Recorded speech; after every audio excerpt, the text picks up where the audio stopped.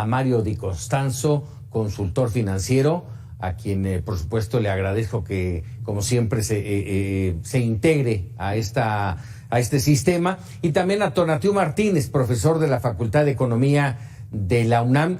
Muchas gracias, Tonatiuh. Gracias, Mario, Tonatiuh, por estar con nosotros en esta mesa que lo que busca es tener claridad de cómo está nuestro país en este tema tan espinoso que es acabar con la pobreza. Un tema que ustedes seguramente, al igual que el auditorio, aprobarán. Lo han vendido en las campañas políticas a lo largo de ¿cuántas administraciones? Las que quieran. No hemos terminado ni siquiera de empezar con este ataque a la pobreza en nuestro país. Y recientemente, hace exactamente 28 días, en el discurso por el cuarto informe de gobierno del presidente, señalaba, y lo digo textual, sin crecimiento, según el indicador macroeconómico, pero con una mejor distribución del ingreso, hemos logrado aminorar, decía el presidente, la desigualdad y la pobreza con una mejor distribución. ¿Es así, Tonatiuh? Pues mira, me parece muy importante puntualizar varias cosas. El presidente hizo una declaración en el marco de este importante evento, en donde los datos que él maneja indican una reducción de la desigualdad, principalmente porque la caída de los ingresos de las personas de mayores recursos, el decil de mayores ingresos en el país, ha caído mucho más que el de las personas de menores ingresos. Esto se debe principalmente a que se hizo una modificación legislativa de gran calado en términos del artículo cuarto constitucional. ¿Qué se modificó? Se llevó al artículo cuarto constitucional y se transformó un programa, el programa de adultos mayores, la pensión para adultos mayores para personas con discapacidad. Esto ha generado que las personas mayores del país tengan a su disposición un ingreso constante a lo largo de los bimestres, que ya abate la línea de la pobreza por ingresos registrada por el Coneval. Entonces, eso es muy importante porque en los deciles más bajos de ingresos, las afectaciones por la crisis económica no fue tanta como la de las personas de mayores ingresos. Entonces, si bien es cierto que ambos indicadores fueron a la baja, la caída de los ingresos de las personas en el decil más alto de la distribución fue mucho mayor, y la amortiguación se dio precisamente el amortiguamiento por los programas sociales que se están transformando a algo más que se lleva a la Constitución. Así es, Tonatiuh. Mario, siéntanse en la libertad de participar a la hora que ustedes sientan que es necesario su intervención. Mario, ¿estás de acuerdo con esto? No, la verdad es que no estoy de acuerdo. Mira, la distribución del ingreso, vamos a llamarla así, se mejoró en el sentido de que todos se hicieron más pobres. Es decir, los ricos se hicieron más pobres y los pobres se hicieron más pobres. Y creo que ahí tenemos bastantes indicadores que así lo demuestran. Por ejemplo, la Coneval menciona pues que durante este periodo se generaron, primero entre el 2018 y el 2020, casi 4 millones más de pobres. Entendida la pobreza como la mide la Coneval, esta pobreza multifuncional, digamos, o multidisciplinaria. Y por el otro lado, la Coneval prevé que de aquí al 2022, es decir, entre el 20 y el 22, se habrán generado 2.5 más millones de pobres. Entonces, los pobres se hicieron más pobres y los ricos, vamos a llamarle así, que se hicieron más pobres.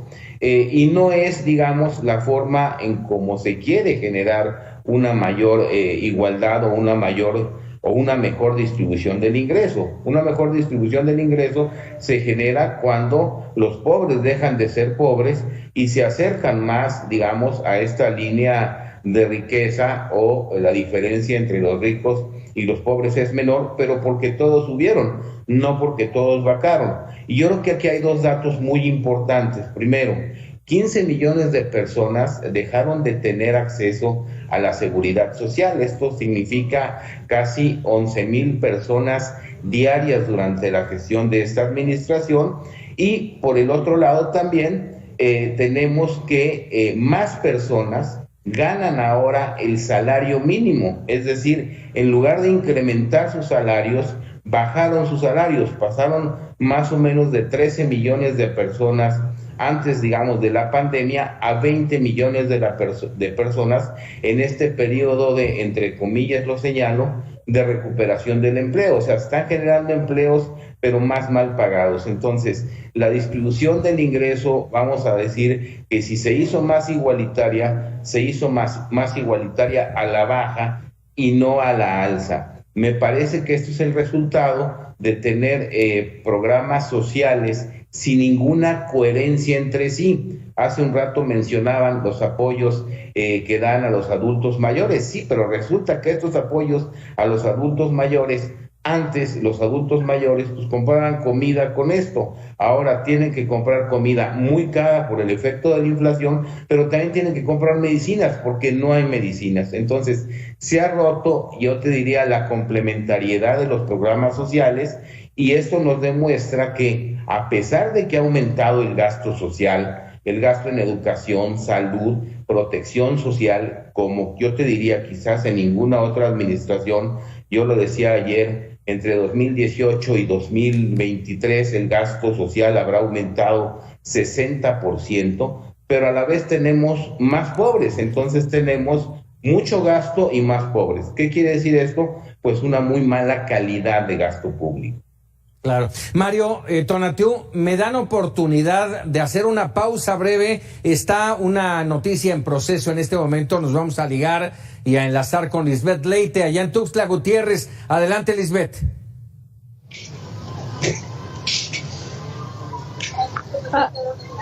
Adelante, Lisbeth. Tenemos ahí complicaciones. Regresamos en un momento más con Lisbeth. Está en Palacio de Gobierno, allá en Tuxtla Gutiérrez. Hay una protesta, una marcha de protesta, y lamentablemente la situación se ha salido un poquito de control por parte de las autoridades. Regresamos al tema. A ver, de esto que decías, Mario de Constanzo, Tonatiuh Martínez, ¿qué consideran ustedes que fue el motor que impulsó lamentablemente el crecimiento de pobreza? ¿La pandemia, la situación económica, la crisis, la inflación, la falta de apoyos? ¿Qué fue, Tonatiuh? Dos factores en particular. La pandemia, evidentemente, si la eliminas de como una variable representativa de la situación económica de la sociedad, pues está haciendo un análisis sesgado y bastante pobre de lo que está pasando actualmente en nuestro país, pero también de un modelo económico que ya ha probado que no sirve. Hablaba Mario hace un momento de que somos un país en donde el salario mínimo, las personas que ganan un salario mínimo se ha venido incrementando en los últimos años. Recientemente, pues la verdad es que las personas que ganan hasta un salario mínimo han crecido, claro que sí, pero de manera continua desde hace 20 años. Hace 20 años teníamos una distribución de ingresos de las personas que ganaban hasta un salario mínimo de alrededor del 20%. Hoy son casi el 50%. De hecho, en 2018, antes de la entrada de este gobierno, era este porcentaje. Es decir, aumentaron las personas que ganaban un salario mínimo a lo largo de estos 20 años de manera alarmante, y perdimos una cantidad importante de personas que ganaban arriba de 20 salarios mínimos. Esto gracias a políticas, por ejemplo, como las del outsourcing, gracias a políticas que no respetaban los derechos laborales, y me parece que este gobierno se vio severamente afectado por la pandemia en términos de lo que estaba haciendo para reformar y tratar de incrementar el mercado formal de trabajadores. Ahora, también es muy importante decir, hablando de salarios mínimos, que el crecimiento que han tenido los salarios mínimos en nuestro país ha venido a mitigar de manera importante la inflación que sufren y la carestía que sufren los hogares del país, porque a pesar de no ser el indicador clave para toda la serie de salarios contractuales en la economía, sí es un faro que guía de manera importante a los salarios que se negocian año con año. La última revisión que hace el IMSS del incremento nominal de los salarios que ellos registran es del 11.5%, todavía superior a la inflación. Pero Tonatiuh, Mario, esto que nos está Tonatiuh, platicando Tonatiuh, adelante Mario. Sí, una reflexión, Tonatiuh. Efectivamente, si el incremento en los salarios ha sido del 11%, por la inflación en alimentos ha sido del 14% en lo que va del año, por ejemplo, ¿no? El incremento de la tortilla acumulado en el sexenio, pues ronda ya el 60%, un incremento muy similar al que ha tenido el salario mínimo acumulado. Y si bien es cierto, como lo mencionas, es importante o tenemos que tomar en cuenta el efecto de la pandemia, también tenemos que tomar en cuenta que el gobierno no metió las manos para rescatar a la economía en la pandemia. De hecho, tú sabes muy bien que México fue dentro de los países de la OECD que menos recursos fiscales destinó a salvaguardar su economía, a salvaguardar su planta productiva y con ello el empleo. Entonces, si bien es cierto que no podemos descontar a la pandemia, también no debemos de dejar a un lado que el gobierno pues prácticamente no metió las manos en favor de la planta productiva y que eso ahora lo estamos sufriendo, ¿no? Tenemos, por ejemplo, el efecto del incremento en la inflación a nivel mundial, que ha tenido mucho que ver esto del conflicto Rusia y Ucrania, pero también es cierto que durante estos años se han dejado de sembrar casi 6 millones de hectáreas de granos básicos por la falta de apoyos a la comercialización, al aseguramiento en el campo mexicano, ¿no? Que el programa de fertilizantes, por ejemplo, si bien es cierto que otorga o da algunos fertilizantes, pues no hay semillas mejoradas, no hay agua para sembrar las cosechas, y es un poco regresar a lo que comentaba, se están dando apoyos sociales, pero de manera descoordinada, no complementaria, entonces están siendo pues altamente insuficientes, o simplemente es dinero tirado a la basura. Y tienes el caso de Segalmex, que ha salido pues propiamente hasta con desfalcos y cuestionamientos de la Auditoría Superior de la Federación en torno a su papel y a su efectividad, como lo ha señalado el auditor, pues en Sembrando Vida, en Jóvenes Construyendo el Futuro, en estos programas que, si bien es cierto, han sido un esfuerzo por hacer llegar ingreso disponible a las personas, también es cierto que no se ha llegado a los sectores objetivos, y que esa es una crítica pues tanto de la Coneval en su momento como del INEGI en su momento, y ahora confirmado por la Auditoría Superior de la Federación. ¿Cómo lo ves, Tonatiuh? Pues mira, no estoy de acuerdo con Mario. Considero que, y en varios puntos, por ejemplo, la política, la economía política que ha llevado a cabo el presidente para manejar recientemente la volatilidad del precio en la tortilla, que es uno de los consumibles básicos de la canasta de los mexicanos, me parece muy importante. Sentó a la mesa a Gruma, y llegaron a un acuerdo donde, bueno, van a poder transferir esta baja en el precio de la tortilla, en la harina de maíz, a la venta de las tortillerías. Entonces, me parece muy importante porque representan alrededor del 80% del mercado de harina de maíz en nuestro país, un participante de primer nivel, no nada más aquí, sino a nivel de la región. Eso por un lado. También me parece que la estabilización en el precio de los energéticos, tanto por parte de la CFE como el plan para contener el precio de las gasolinas y combustibles, es una cosa que eso no lo vimos en ningún otro gobierno, con Felipe Calderón, Peña Nieto. Ese excedente petrolero, por el precio que tenemos ahorita del petróleo, está pagando prácticamente el subsidio que estamos manejando en el IEPS de gasolinas. Entonces, no estamos ocupando recursos ni de salud, ni de educación, ni de ningún otro rubro del presupuesto de la federación para hacer efectivo ese subsidio que nos está beneficiando a las personas que utilizamos carros, sí, pero también al transporte que lleva las mercancías para nosotros comprar alimentos, para las industrias, evidentemente, para transportar cualquier otro producto. Me parece muy importante. Sentó a la mesa también a todas las personas, a los grandes directivos de las comercializadoras, ya sea Walmart, la ANTAD en su conjunto, Bimbo y demás. Adelante.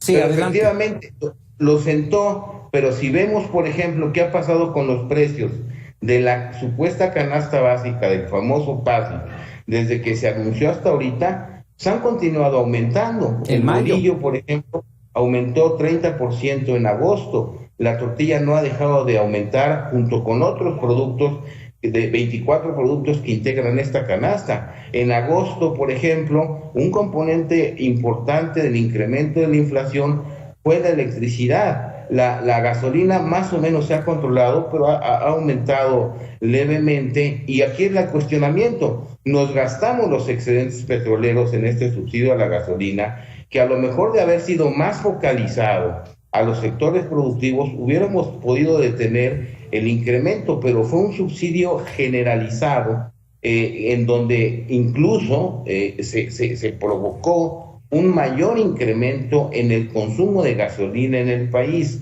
Y vuelvo a decir, en lugar de focalizar los subsidios como se debería de hacer para optimizar el recurso, pues se está generalizando. ¿Y esto qué está provocando? Que nuestras medidas no tengan efecto. Ahí están los precios del PASI, cómo han continuado incrementándose, y los volvió a sentar a la mesa. Y la promesa es que no van a aumentar los precios, pero la inflación continúa, y la inflación en los alimentos, que además le pega más a las familias más pobres, pues casi es el doble de la inflación general, 14% contra 8.7%, con incrementos en algunos alimentos pues de casi del orden del 30%, del 20%, como el pollo, la carne y algunos granos básicos. Y yo creo que el punto para atacar la inflación es que empecemos a generar mayor producción, y desgraciadamente los alicientes o apoyos que se están dando a economías muy de autoconsumo, que no están generando las economías de escala, pues para generar una mayor producción e inducir que estos precios bajen. Déjenme hacerles una última pregunta a los dos, Tonatiuh, Mario. El tiempo, ya saben, en radio y televisión se nos viene encima. Con todo esto que nos han marcado, ¿sí? Y yo le agrego, evidentemente hablamos del tema de la crisis económica, de la pobreza laboral, de la pobreza infantil, de un presupuesto 2023, que esa sería tal vez la pregunta final. ¿Qué podemos esperar en torno a la economía del país y a la extinción, si es que llegamos, de la pobreza en México? Inicio contigo, termino contigo, por supuesto, Tonatiuh. Muchas gracias, Francisco. Pues mira, ¿qué podemos esperar del presupuesto?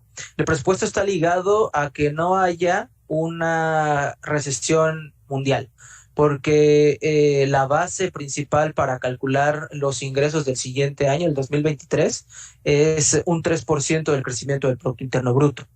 Es un rango, se marca en el presupuesto de egresos entre el 1.2 y el 3%, probablemente sea el 2.2, 2.4% para 2023, lo que crezca el Producto Interno Bruto, pero estamos, o al menos está diseñado en que no va a haber una recesión importante, o no va a haber recesión en Estados Unidos. ¿Qué está pasando ahorita? Los últimos indicadores macroeconómicos de nuestro vecino lleva dos trimestres consecutivos en terreno negativo. Sin embargo, hay todavía factores importantes y relevantes que están sosteniendo la economía norteamericana, como es el empleo, por ejemplo.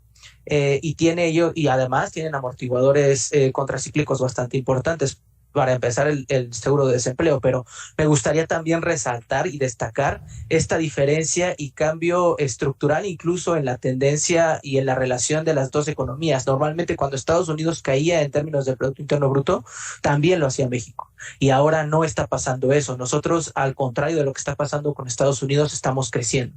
Entonces dependemos mucho de que en términos económicos internacionales no se caiga la economía, que la inflación desacelere, y para cerrar diría que la inflación en México, a pesar de que sí, como dice Mario, está creciendo, no está creciendo ni como en Costa Rica, ni como en España, ni como en Colombia, ni como en el promedio de la OCDE, incluso ni como en Chile. Basta decir Argentina, sobra decir Argentina y Brasil, que están creciendo mucho más, ¿no? Entonces, desde mi punto de vista, las cosas están haciendo de una manera ordenada y correcta, y creo que los resultados siguen ahí. El ingreso laboral, de hecho, ya supera el ingreso laboral real, ya supera los valores de 2016, que es una de las situaciones que también mide el Coneval. Tonatiuh, gracias. Mario. Mira, desgraciadamente es un presupuesto construido sobre bases irreales, va a ser muy difícil que se cumpla el crecimiento. Es un presupuesto que es más de lo mismo, no tenemos ningún cambio que induzca a la reactivación económica, es decir, por ejemplo, el 50% de la inversión pública está concentrada, 37% en Pemex, 12% en el Tren Maya. No tenemos unas finanzas públicas sanas. Todo el incremento al gasto público en 2023 será financiado con un déficit, con deuda. El déficit es de 1.2 billones de pesos, lo cual quiere decir que pues, las finanzas públicas no están sanas, no están equilibradas, y por el otro lado tenemos presiones en las finanzas públicas que se van acentuando y que no sabemos cómo vamos a financiar más adelante. Ahí está el caso de las pensiones, ahí está el caso del costo financiero de la deuda, más de 1 billón de pesos, con un incremento muy importante con respecto a lo que se pagó en 2022.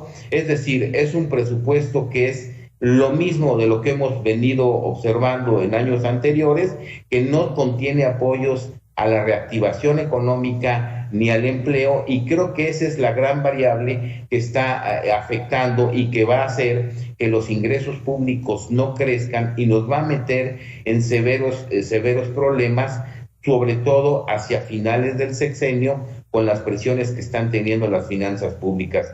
Creo que es un presupuesto con el que hay que tener muchísimo cuidado, porque puede ser que durante el ejercicio se tengan que llevar a cabo recortes presupuestarios precisamente por este tema de los ingresos. Me parece que es un presupuesto poco realista, que enfatiza sobre más de lo mismo y descuida muchas áreas de apoyo a las empresas y de apoyo al empleo.